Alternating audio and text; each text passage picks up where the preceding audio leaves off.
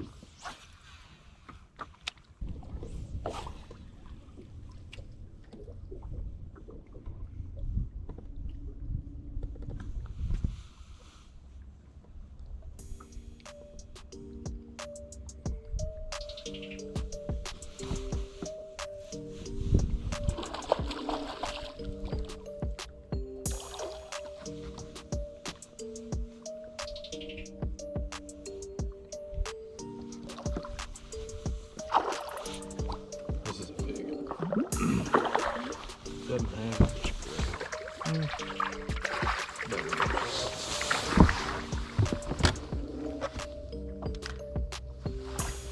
Yeah, that's good. 518. She smashed it. Sitting like real shallow. Water's 44 and a half. Right.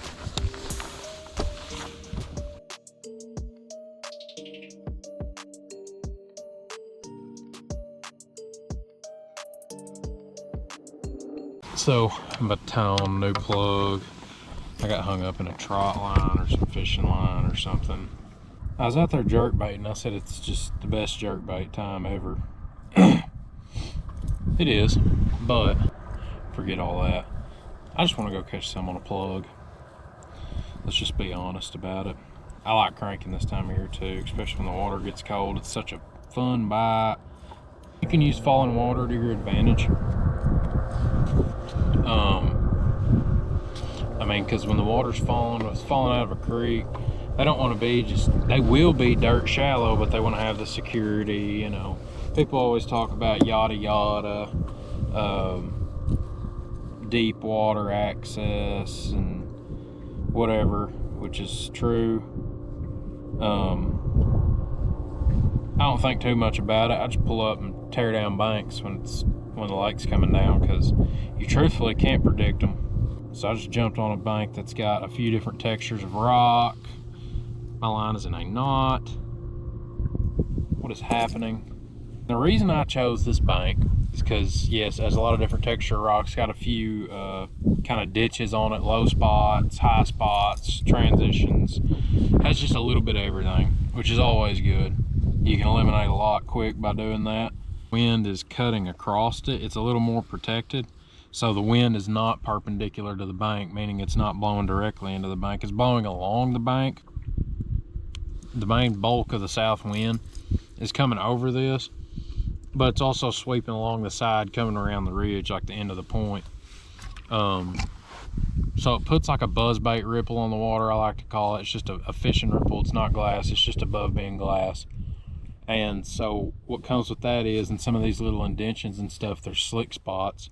And this afternoon sun, it's not very dominant right now because we got these hazy kind of clouds going on, but it will warm up quicker. Like out in the middle of the lake, the water's 1.5 degrees lower. I'm not a huge water temp guy. I don't let it dictate everything I do, by no means. But when it's cold front conditions this time of year, December, you know, even March, February, when they're thinking about coming back shallow, I just keep that in mind, especially on a place that's dirtier, like a dirtier, shallower lake, you know. I'm not opposed to fishing slick, calm water on a place like this, but that's just my brain spewage right there. That's just the words that I wanted to say. Anything else? That was a stud. That was a stud fish. Just gonna get back to winding. I don't know no better, so I just pull up to places and wind. My favorite banks to wind are the ones that are littered with trot lines and old fishing line and things of that nature. That's my favorite because you just get hung a lot. And all right, we're moving. Trash.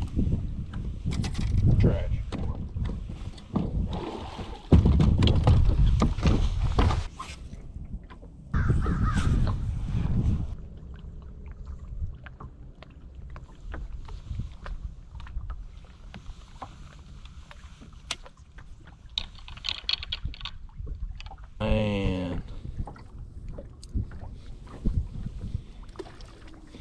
that's a pretty good contraption there. If you ain't got one, that bait knocker. I bought that at Bass Pro, but you normally get to deal with something like that. But it's like a little craft project. You just get your scissors out and just cut. People calling, everything else. I'm busy. God. Alright, it's crunch time. It's crunch time. We gotta go run it.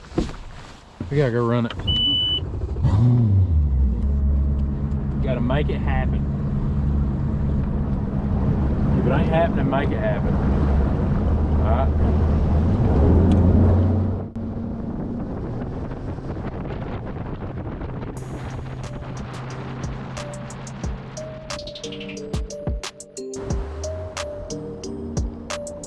Alright, we're gonna make this a little sweet.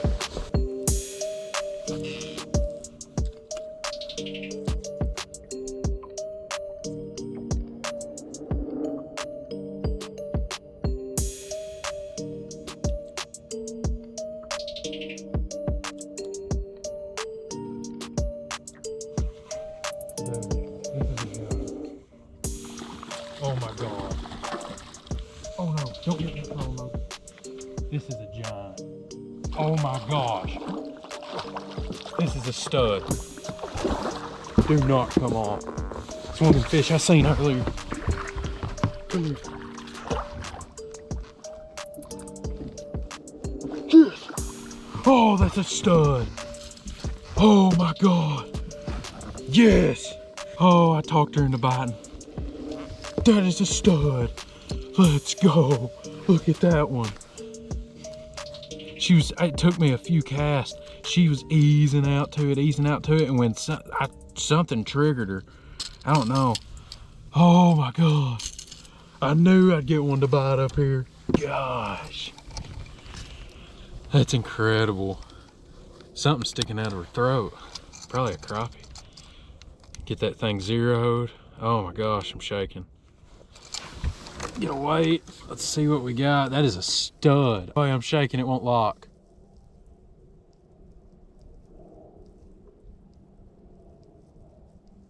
Oh, 709, just above 7. That's a long one, man. Oh, that's a stud. I almost sent her back. Let's go, dude. I knew she was big. I botched it. Earlier I rolled up here and botched like 3 in a row that were all big, dude.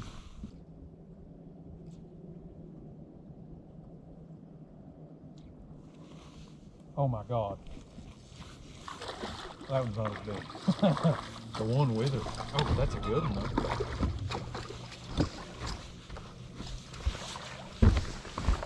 That's a real good one. Alright. That's a 4-pounder. Got a blind eye. There's a big one on the stump. I thought that's what I had. They were just sitting there together. Or it might be a couple this size, which is absolutely, completely acceptable. This will make my 5th one, which will put me over 20.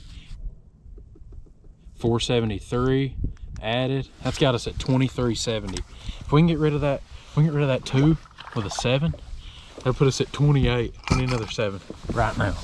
Right now. I gotta breathe, man. Cranking, jerk baiting. Gets the deal this time of year for me. Just making them react, whether they're hungry or not. Yeah. I don't know how you beat it. Really?